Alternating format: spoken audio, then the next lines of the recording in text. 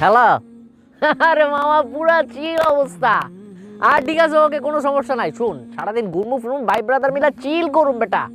হ্যাঁ ঠিক আছে। আর গাড়ির টাকা ওইটা খরচ আমি দিব না, মাল পানি যা লাগে ওটা আমি দিব, ওটা সমস্যা নাই।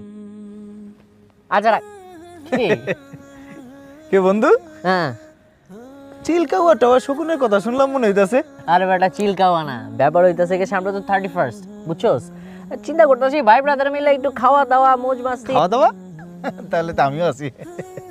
আরে বেটা ওই খাওয়া দাওয়া না, তাহলে ব্যাপার হইতাছে গিয়া 31st তো মনে করছি আমরা ভাই ব্রাদার মিলে মোজ মাস্তি করুম, ঘুরমু ফিরমু, আতশবাজি, মনে কর যে আকাশটা পুরো রঙিন হয়ে যাবো, রঙিন একটা ভাইব নিয়া এই ঘুরা ফিরা ফুর্তি ফার্তি মোজ মাস্তি, এটার ব্যাপারে কথা কইতাছিলাম আর কি, বুঝছস?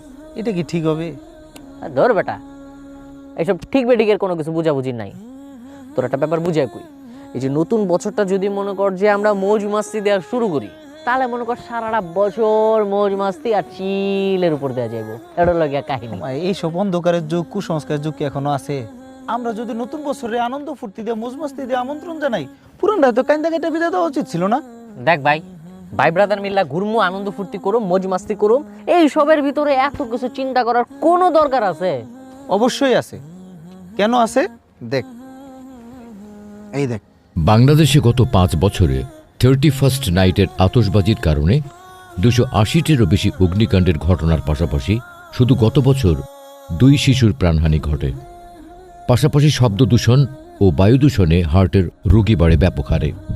31st নাইটের আতশবাজিতে বিশ্বব্যাপী পাখিরা ভয়ে আতঙ্কে ছোটাছুটি করে। বুলগেরিয়াতে বিখ্যাত ফিঞ্চ পাখি, রোমের স্টার্লিং পাখি সহ হাজার হাজার পাখি মারা যায় এই রাতে।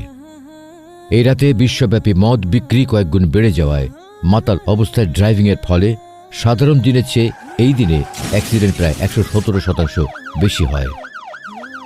অ্যাক্সিডেন্টে প্রায় 42% মৃত্যুর কারণ মদ। অথচ বাংলাদেশে এই সময় প্রত্যন্ত জনপদের মানুষরা প্রচণ্ড শীতে খুব কষ্ট পায়। তাই একদল মানুষ এসব 31st নাইটের মতো থার্স্টি দিবস পালন না করে দূর দূরান্তের শীতার্ত মানুষদের জন্য গরম কাপড় ও খাবার নিয়ে ছুটে যায়।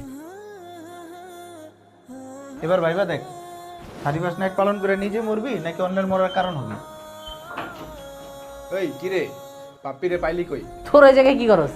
কি অবস্থা ম্যান? আরে বেটা, একদিকে হাঁসের মাংস আর ভুনা খিচুড়ি, অন্যদিকে হিসাব নিকাশ।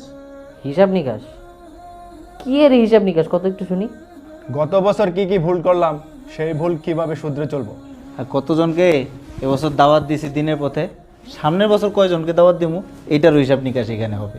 এই বছর কতজনরে দান করতে উৎসাহ দিছি, আর সামনের বছর কতজনরে আরো বেশি দান করতে উৎসাহ দিম। নে তো এবার 31st নাইটে কি কি করবি সেটা ভেবে দেখ।